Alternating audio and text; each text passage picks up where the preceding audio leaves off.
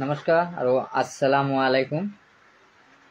আপোনালোকে সকলোৱে জানে মই এবিলি যি বিটিচি নিৰ্বাচন আৰু সেই নিৰ্বাচনত মই অপৰজন্য মই যেহেতু প্ৰাৰ্থী হিচাপে আগবঢ়াইছোঁ। আপোনালোকৰ দুৱা আৰু আশীৰ্বাদত মই নিৰ্দলীয় হিচাপে আমি প্ৰতিদ্বন্দ্বিতা কৰিছোঁ। ৩ নং শ্ৰীৰামপুৰ সমষ্টি আৰু ফকৰাগ্ৰাম কৰিছিলোঁ যদিও আমি ইতিমধ্যে মই ফকৰাগ্ৰাম উদ্ধ কৰিছিলোঁ আৰু মই শ্ৰীৰামপুৰ সমষ্টিত মই নিৰ্বাচনত ইতিমধ্যে প্ৰাৰ্থী হিচাপে ঘোষণা কৰিছে আমাৰ ইলেকশ্যন কমিশ্যনাৰে।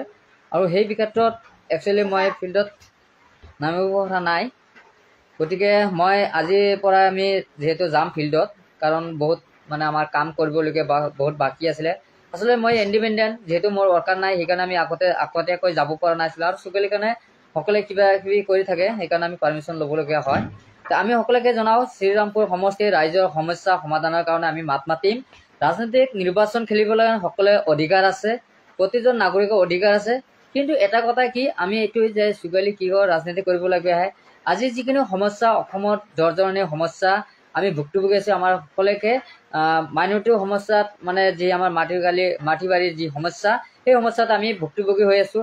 আমি বহুত মানুহ হেৰুৱালোঁ, বহুতো পংগ হ'লোঁ, বহুতো ঘৰ বাৰু আমি হেৰুৱালোঁ। গতিকে আমি বহুত লজ্জিত হৈ আছোঁ। আজি মুছলমান আমাৰ কুকুৰ মেকুৰীৰ নিচিনা হৈ আমি জীৱন যাপন কৰি আছোঁ। এনেকুৱা ধৰণৰ আমাক বিজেপি চৰকাৰে কৰি আছে, মুছলমানক কৰি আছে। গতিকে সেই ক্ষেত্ৰত আজি নিৰ্বাচন ওলালে চব নেতা ওলায়, এইটো সঁচা। ভোট দিয়াৰ অধিকাৰ সকলোৱে আছে, আপোনালোকে যাক ভাল পায় তাক ভোট দিয়ক। মই কোৱা নাই যে চুকেলিক ভোট দিয়ে, কিন্তু চুকেলি কথাত যদি যুক্তি থাকে আপোনালোকৰ ওচৰত বুজাম আৰু বুজাবলৈ চেষ্টা কৰিম। যদি আপোনালোকৰ যুক্তি থাকিলে আপোনালোকে ভোট দিব, আৰু যদি চুকেলিত যদি যুক্তি নাই তেনেহ'লে আপোনালোকে কাঠপ্লেটৰ ছবিত ভোট দিব নালাগে। আমি এইটো ৰিকুৱেষ্ট কৰি কৈছোঁ। কিন্তু আমি এটাই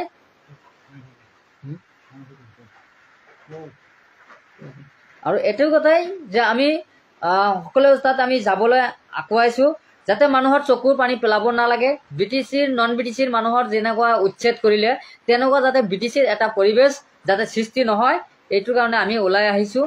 গতিকে আপোনালোকে মই বুজাবলৈ আমি চেষ্টা কৰিম, যাতে আমি এইখিনি আহিছোঁ যাতে আমাৰ দুখীয়া মানুহ বা আমাৰ মুছলমান মানুহে আগন্তুক দিনত যি বিগত দিনতো যি গুচি গ'ল, আগন্তুক দিনত যি আমি আছে দিনবিলাক, সেই দিনত আমি যাতে চকুৰ পানী পেলাব নালাগে, তাৰে আমি কামনা কৰিছোঁ, যাতে চকুৰ পানী পেলাব নালাগে। গতিকে সেইটোৱে আমাৰ কথা হ'ল।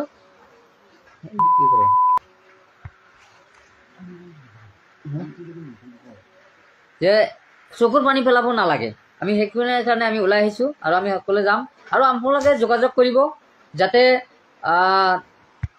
আমাৰ য'ত বা প্ৰগ্ৰাম কৰিব খুজিছে, কোনোবাই হয়তো চুকেলিৰ লগত জড়িত কৰিব পৰা নাই, মই লাইভৰ জৰিয়তে কৈছোঁ আপোনালোকে NOC এটা ল'ব, য'ত প্ৰগ্ৰাম কৰিব ৰাইজৰ যে কোনোমতে অনুমতি ল'ব লাগে যে ইয়াত মিটিং কৰাৰ পাৰ্পছে কোনো ৰাইজৰ অসুবিধা নহয়। গতিকে সেই পাৰ্পছে এটা এপ্লিকেশ্যন লিখি আমাৰ তাত হাতত দিব, আমি যাতে এইটো কয় আমি সকলোকে ৰাইজৰ ওচৰত যাম, ৰাইজক আমি বুজাব পাৰিম। আপোনালোকে তাৰপিছত যদি চুকেলিক ভাল পায় আপোনালোকে ভোট দিব, আৰু চুকেলিক যদি ভাল নাপায় আপোনালোকে ভোট নিদিব। কিন্তু আপোনালোকে এটাই কথা কওঁ যে আপোনালোকে যাত ভোট দিব, ভোট দি যাতে আপোনালোকে চকুৰ পানী পেলাব নালাগে, মই সেইটো কাৰণে ৰিকুৱেষ্ট কৰিছোঁ আপোনালোকৰ। আৰু সেইটো কাৰণে আমি বুজাবলৈ কাৰণে আনিছোঁ। আপোনালোকে বহুত নেতাক ভোট দিছে, বহুত নেতাক চাই আহিলে। মই দুখীয়া মানুহ, আপোনালোকে জানে মোৰ টকা পইচা নাই, কিন্তু মই বেনাৰ পোষ্টাৰ এতিয়ালৈকে আনিব পৰা নাই, তথাপিও আমি যিমান পাৰোঁ চেষ্টা কৰি আছোঁ। গতিকে আপোনালোকে এইটোৱেই জানো, যাতে আপোনালোকৰ কাৰণে মই দুখীয়া মানুহ, গোটেই দুখীয়াৰ আৰু দুখীয়া নাই, গোটেই দুখিত মই জীৱন, গোটেই দুখীয়া জীৱনৰ ওচৰত আপোনালোকৰ ওচৰত আগুৱাই আহিছোঁ। আপোনালোকে যাতে এইবাৰ চুকেলি এবাৰ সুযোগ কৰক, আৰু আপোনালোকৰ পিছত যদি মই থাকিব নোৱাৰোঁ, পিছত দিনা আকৌ আছে। গতিকে আমি জীৱন দিবলৈ কাৰণে সাজু আছোঁ, আপোনালোকৰ ৰাইজৰ কাৰণে আমি জীৱন দিবলৈ সাজু আছোঁ, যাতে আমি চুকেলি ভয় কৰি ৰাজনীতি কেতিয়াও কৰাও নাই আৰু কেতিয়াও নকৰে। গতিকে সকলোৱে অধিকাৰ আছে, ৰাজনীতি কৰক, কিন্তু এটা কথাই যে জাতি লৈ ৰাজনীতিক নকৰিব, জাতি বিক্ৰী ৰাজনীতিক নকৰিব। আমি বহুত দেখা পাইছোঁ আমাৰ সংখ্যালঘুৰ ভিতৰতে বহুত নেতা আছে জাতি লৈ ৰাজনীতি কৰে।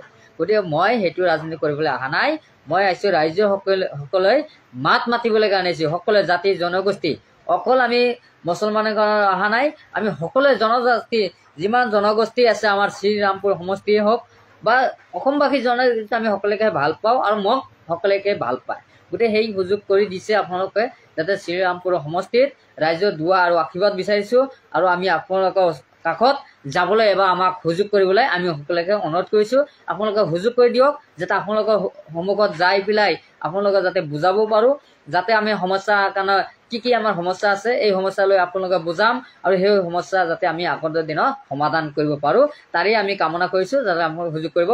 তাৰপিছত যদি আপোনালোকে আমি বুজাব পৰা নাই আপোনালোকে কি কৰিব, গতিকে সেইটো নাই, আপোনালোকে যদি মোক বুজাব পৰা নাই আপোনালোকে ভোট নষ্ট নকৰিব। গতিকে আপোনালোকে সুযোগ দিয়ক, আমি আপোনালোকৰ কাৰণে আহি আছোঁ।